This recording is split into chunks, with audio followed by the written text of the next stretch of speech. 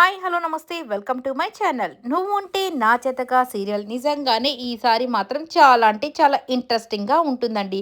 ఎందుకంటే ఇప్పటి వరకు కష్టాలు తల్లిదండ్రుల నుంచి వస్తున్నాయి, కానీ భార్యాభర్తలు ఇద్దరు కలిసి ఉంటే ఎటువంటి కష్టాన్నైనా మనము జయించగలము అని నిరూపించడమే ఇక ఈ సీరియల్ యొక్క ముఖ్య ఉద్దేశం. సో కాబట్టి ఇక మిథున దేవ ఇద్దరు కలిసి హ్యాపీగా వీళ్ళైతే హ్యాపీగా ఉన్నారు. ఇంట్లో పాది అంటే 2 ఇంట్ల వాళ్ళు చాలా కోపంతో రగిలిపోతున్నారు. ఇప్పుడు వీళ్ళకి కొత్త సమస్యలు కూడా రాబోతున్నాయి. ఈ సమస్యలన్నిటిని వీళ్ళిద్దరూ ఎలా ఎదుర్కుంటారనేదే ఈ యొక్క సీరియల్.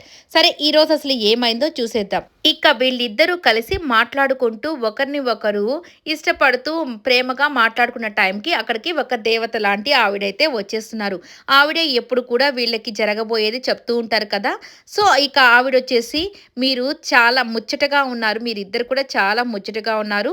సో ఇక నుండి మీరిద్దరు మాత్రం ఒకరిని విడిచి ఒకరు ఎప్పుడూ విడిచి ఉండకండి. సో మీ చేతిని ఎప్పుడు కూడా విడవకుండా ఎన్ని కష్టాలు వచ్చినా కానీ మీ ఇద్దరు కూడా ఎటువంటి సందర్భంలో కూడా ఒకరి మీద ఒకరు సందేహపడడం, ఒకరిని విడిచి ఒకరు ఉండడం ఇలాంటివి చేయకుండా ఉండండి. ఇక మీకు రాబోయే రోజుల్లో చాలా కష్టాలైతే మొదలవుతున్నాయి. మీరు ఇప్పుడు చాలా సంతోషంగా ఉన్నారు కదా, కానీ మీరిద్దరూ రాబోయే కాలంలో కొత్త కష్టాలని ఎదుర్కోబోతున్నారు. అది సొంత వాళ్ళ నుండే మీకు చాలా కష్టాలైతే మొదలవుతాయి. కానీ మీ ఇద్దరు ఒకరి మీద ఒకరు ప్రేమ కలిగి అలాగే ఒకరి చేతిని ఒకరు విడిచిపెట్టకుండా ఉంటే మాత్రం వాటన్నిటిని జయించి ముందు అడుగు వేస్తారు. లేదు అనంటే చాలా ప్రమాదంలో పడతారు. కాబట్టి మీరు ఏ విషయంలోనైనా ఆచితూచి చాలా జాగ్రత్తగా అడుగులు వేయండి. ఆలోచించి నిర్ణయాలు తీసుకోండి. అంతేకాని ఆవేశపడి ఒకరిని ఎదిరించి ఒకరు మాత్రం ఉండకండి. సో కలిసి ఉంటేనే మీరు ప్రతి ఒక్క దానిని ఎదుర్కొని దాని ముందుకైతే వెళ్తారు అని చెప్పేసి ఆవిడ చెప్పగానే ఇక వీళ్ళిద్దరూ ఒకరి మొహాలు ఒకరు చూసుకుంటూ నిజమే కదా అన్నట్టుగా ఆలోచించుకుంటూ ఉండి వీళ్ళిద్దరు మళ్ళీ సడన్గా ఆమెను చూసేసరికి ఆమె మాయమైపోతుందనమాట.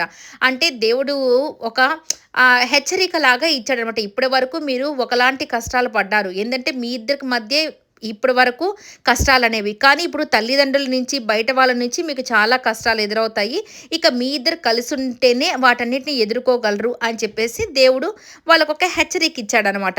అప్పుడు మిథున, నిజమేనండి ఆ దేవత చెప్పినట్టు మనకు ఇప్పుడు కొత్త కష్టాలైతే రాబోతున్నాయి. ఎందుకంటే ఇప్పటి వరకు మన ఇద్దరం కలిసి ఉన్నామని మన ఇద్దరం చాలా సంతోషంతో మాట్లాడుకుంటున్నాం. కానీ మనము గమనించాల్సిన విషయం ఏంటంటే ఇప్పుడు సమాధానం చెప్పవలసిన వాళ్ళు మీ అమ్మా నాన్న ఉన్నారు, మా అమ్మా నాన్న ఉన్నారు, అలాగే భాను కూడా ఉంది. వీళ్ళందరూ మన మీద ఎంత కోపంగా ఉన్నారో మనం చూసాం కదా. వీళ్ళందరికీ మనం సమాధానం చెప్పాలి. అలాగే వాళ్ళ ముందు మనము ఇలాంటి నిర్ణయం ఎందుకు తీసుకున్నామా అని చెప్పేసి, మనం తీసుకున్న నిర్ణయం మంచిదే కదా అని చెప్పేసి మనము బ్రతికి చూపించి మనం ఇద్దరు భార్యాభర్తలుగా హ్యాపీగా ఉన్నామనేది కూడా వాళ్ళకి చూపించాలి. కాబట్టి మనం చాలా కష్టపడాల్సి ఉంది, చాలా బాధల్ని ఎదుర్కోవాల్సి ఉంది అని చెప్పి చెప్తుంది. ఇక దాంతో దేవా వచ్చేసి, అవును మిథున, ఎన్ని కష్టాలు వచ్చినా కానీ నేను నీ దాకా రానివ్వకుండా అడ్డుగా నేనుంటాను. ఇక నీ చెయ్యి నేను విడిచిపెట్టను. ఎప్పటికీ కూడా నువ్వు నాతో మాత్రం ఉండు చాలు. నేను ప్రతి కష్టాన్ని ఎదుర్కొంటాను. నీ దాకా ఏది తీసుకోరాను. సో ఇక నీ చెయ్యిని మాత్రం నేను విడువను. నువ్వు నా చెయ్యి విడువకు. సో మనిద్దరం మాత్రం ఒకటిగానే ప్రయాణం చేద్దామని చెప్పేసి చెప్పగానే మిథున సంతోషంతో, అసలుకి ఈ మాటల కోసమే కదా నేను ఎన్ని రోజుల నుంచి ఎదురు చూస్తున్నాను అన్నట్టుగా తన వైపు చూస్తూ అడుగులో అడుగులు వేసుకుంటూ ఇద్దరు అయితే ప్రయాణం కొనసాగిస్తారు. సరే, ఇప్పుడు మనము ఎక్కడికి వెళ్దాము అంటే వాళ్ళ ఇంటికే బయలుదేరతారనమాట వీళ్ళిద్దరూ. ఇక ఇదంతా ఇలా ఉండగానే కొత్త కష్టాలు మొదలవ్వాలి కదా. మొదలవ్వాలి అంటే ఎవరో ఒకరు కొత్త వ్యక్తులు రావాల్సిందే కదా. పాత వ్యక్తులు ఒక్కరే వస్తే ఎలాగా, కొత్త వ్యక్తులు కూడా రావాలి. కాబట్టి ఇప్పుడు ఒక రుద్ర అనే ఒక రౌడీ, అంటే రౌడీ అనుకోవచ్చు, లేదంటే కొత్త కష్టం అనుకోవచ్చు, ఏదైనా అనుకోవచ్చు, పురుషోత్తం గారి కొడుకైతే రుద్ర అని ఒక కొత్త క్యారెక్టర్ని అయితే దింపేశారనమాట. ఇక ఇతను వచ్చేసి ఆ కార్‌లో వస్తూ ఉంటాడు. ఇతన్ని చూపిచ్చారనమాట. సో ఇక దీనికి ముందు మన సూర్యకాంతందయితే ఉంటుంది కదా. ఏదో ఒక సాడ్, ఏదో ఒక జోక్ అక్కడ ఉండాల్సిందే కదా. ఏదో ఒక ఏడుపైన ఉండాల్సిందే కదా. ఇక దేవ అలాగే మిథున వాళ్ళైతే ఇంటికి బయలుదేరారు. ఇక్కడొచ్చేసి ముసుగేసుకొని ఏడుస్తూ కూర్చొని ఉంటుందనమాట. ఏడుస్తూ కూర్చొని, అమ్మో నాకు నాకు నాదంతా అయిపోయింది, ఇక నా జీవితం నాశనం అయిపోయింది అని చెప్పేసి అనుకుంటూ కూర్చొని ఉంటుంది. ఇక అక్కడికి రంగా వస్తూ వస్తూ, ఏ పెళ్ళామా, నా ఒక్కగానొక్క పెళ్ళామా, ఏమైంది పెళ్ళామా నీకు సూర్యకాంతం అని చెప్పేసి అంటూ ఉంటే, ఇంకేమైందండి, నాకు నా సర్వనాశనం అయిపోయింది అంటే, ఏంటి సర్వనాశనం అయిపోయింది, ఇంటికి గృహప్రవేశం చేసిన ఇల్లు ఆ రోజే కూలిపోయినట్టు ఏమైపోయింది అని అంటే, అయిపోయింది. అంతా సర్వనాశనం అయిపోయింది అంటే ఏంటి? సారీ, అయిపోయింది. అంతా అయిపోయింది అంటే ఏంటి? గిన్నెలో అన్నం అయిపోయిందంటే ఛీ! మొద్దు మొగుడా! నీకెప్పుడు ఆ యొక్క పొట్టలోకి అన్నం గురించి ఆలోచనే కానీ బ్రెయిన్‌లో ఒక్క మంచి ఆలోచన కూడా రాదా? నీకసలు బ్రెయినే లేదా? అని చెప్పేసి తిడుతుంటుందంట. ఏమైంది చెప్పు అంటే, అదిగో ఆ మిథున తెలివిగలది కదా! దాన్ని మన ఇంట్లోకి రానివ్వకుండా దేవా నుంచి దూరం చేద్దామనుకుంటే తిరిగి మళ్ళీ అది దేవా జీవితంలోకైతే వచ్చేసింది. నా పరపతి అంతా పోయిందంటే, పరపతా ఏంటే నీకున్న పరపతి అనంటే, అదేనండి ఈ ఇంటి కోడలిగా చక్రం తిప్పాలి అనుకున్నా. కానీ నా రెక్కలు ఊడి పడిపోయుంటాయి. ఆ రెక్కలా తొక్కలా ఏంటే ఎందుకు ఊడి పడిపోయాయి? నీకెందుకు ఊడి పడిపోయాయి అంటే, అదేంటి అది మళ్ళీ మన ఇంటికే వస్తుంది కదా! ఇక అది గాని వస్తే నా యొక్క ఆలోచనలన్నీ ఏమి వెళ్తాయి అసలకి? తను తెలివైంది కదా! ఇక తనే అన్నీ కంట్రోల్ చేసేస్తది అనని చెప్తూ ఉంటుందనమాట. అదేం లేదులేవే నేనున్నాను కదా నీకు తోడుగా అంటే, నిజమేనా నువ్వు నాకు తోడుగా ఉంటావా? తను మాత్రం అసలకి ఇంకా అది కూడా కాక తనతో పాటు ఇక దేవా ఆస్తి మొత్తం మనకే వచ్చేస్తది. ఇక దేవాని ఇంట్లో నుంచి వెళ్ళగొట్టేస్తారు. ఇవన్నీ అని అనుకుంటే ఇక ఆస్తి కూడా మనకు రాకుండా పోతుందేమోనండి. తను అంటే ఇంట్లో వాళ్ళందరికీ చాలా ఇష్టం కాబట్టి మళ్ళీ వాడు ఎలాగో ఒకటి ఇంట్లో చేరారనుకోండి వాళ్ళిద్దరూ, ఇక మనకు ఆస్తి కూడా దక్కదేమో అని చెప్పేసి బాధపడుతూ ఉంటుంది. అదేం లేదులేవే అయన్నీ ఏం జరగవు. నువ్వేం టెన్షన్ పడకు నేనున్నాను కదా నీకు అని చెప్పేసి వీళ్ళిద్దరైతే ప్లాన్లు వేసుకుంటారు. సరేనండి వాళ్ళిద్దరు కానీ వచ్చిన తర్వాత నువ్వు ఎలా చిచ్చు పెడతావంటే వాళ్ళిద్దరు ఇంట్లో ఉండకుండా చాలా చిచ్చు పెట్టాలంటే ఎలాగే అనంటే నువ్వు అది చెయ్యి, ఇది చెయ్యి అని చెప్పేసి చాలా చెప్తూ ఉంటుందనమాట. ఇలా ఫన్‌గా జరుగుతూ ఉంటుంది వీళ్ళిద్దరిది. ఇక అక్కడ రుద్ర అయితే వస్తాడు కదా! కొత్త క్యారెక్టర్ కదా! ఇతనొచ్చేసి పురుషోత్తం గారి కొడుకనమాట. ఇతను వచ్చేసి ఇతని కోసం వీళ్ళు పురుషోత్తం అలాగే వాళ్ళ భార్య ఈ రౌడీలంతా హారతి పట్టుకొని నిలబడుకొనుంటారు. ఇతని ఎంట్రీ అయితే వచ్చేసిందనమాట. ఇతని ఎంట్రీ రావడంతోనే ఇక వాళ్ళ అమ్మ అయితే సంతోషంతో ఆ హారతి తీసి బొట్టు పెట్టి ఇక ఇద్దరు బ్లెస్సింగ్స్ తీసుకున్న తర్వాత ఇక మొదలు పెడతాడనమాట. ఏంటయ్యా రుద్ర నిజంగా నాకు చాలా బాధగా ఉందిరా రుద్ర. నువ్వు ఎప్పుడో మీ నాన్న పొలిటికల్‌గా ఉన్నప్పటి నుంచి నిన్ను చిన్నప్పటి నుంచి వేరే దగ్గర పెంచుతూ వచ్చేసాము. నేను ముంబైలో పెంచాం కదా! ఎందుకంటే వీళ్ళ రౌడీల ద్వారా నీకేమన్నా అపాయం ఉంటుందో అని చెప్పేసి మేము నిన్ను దూరంగా పెంచుతున్నాం. నిన్ను సంవత్సరానికి ఒకసారి చూసుకోవడం చాలా బాధగా ఉందని చెప్పేసి వాళ్ళ అమ్మ అంటూ ఉంటే, "నువ్వేం టెన్షన్ పడబాకమ్మా! ఇక నేను ఇక్కడే ఉండిపోతాను" అని చెప్పి చెప్తాడనమాట. "నీకు ఇంక రోజు నన్ను చూసుకుంటూ ఉండు. నాకు కావాలంటే సేవలు చేసుకుంటుంటే నాకు వండి పెడుతూ ఉండులే" అని చెప్పేసి అంటూ ఉంటే, ఇక పురుషోత్తం వచ్చేసి, "అదేంట్రా రుద్ర ఏమి నువ్వు ముంబైలో ఏమన్నా అయిందా ఏంటి?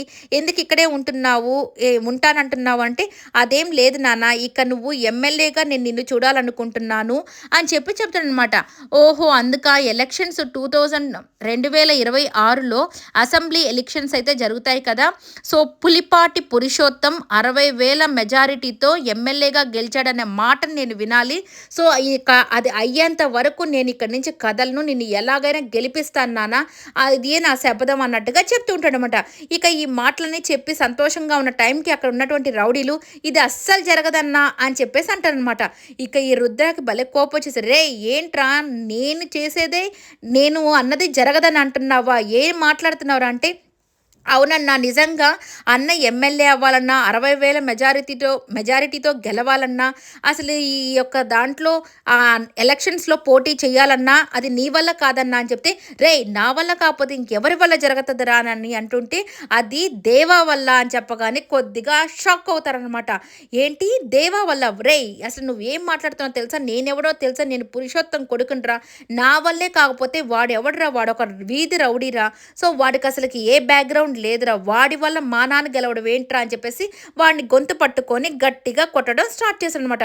ఇక దాంతో పురుషోత్తం అలాగే వాళ్ళ భార్య వచ్చి, "రేయ్ వదులురా రావడంతోనే ఎందుకురా ఈ కొట్లాడుకుంటే చూడు నాన్న వాడు ఏమంటున్నాడో వాడొక రౌడీయే నిన్ను గెలిపిస్తాడంట నేనేమి చేయలేను చెప్తున్నాడు" అని చెప్తే, "సరేరా వదిలేసేయిరా మనం తర్వాత చూసుకుందామని" అని చెప్పేసి వదిలిపిస్తారు. ఇప్పుడు ఇంకా రౌడీకి ఈ యొక్క రుద్ర వచ్చి వార్నింగ్ ఇస్తాడు. "రేయ్ ఇంకొకసారి నా ముందు వాడిని గాని పొగిడినట్టు వాడిని గాని కొద్దిగా అదే ఎక్కువ చేసినట్టు కానీ చూశానంటే మాత్రము నిన్ను చంపేస్తాను. ఇక నేనే కింగ్‌ని. సో, నేనే ఏమైనా చేయగలను" అన్నట్టుగా చెప్పేసి లోపలికి వెళ్ళిపోతారనమాట. ఇక గొడవలు ఇలాగా స్టార్ట్ అవుతాయి.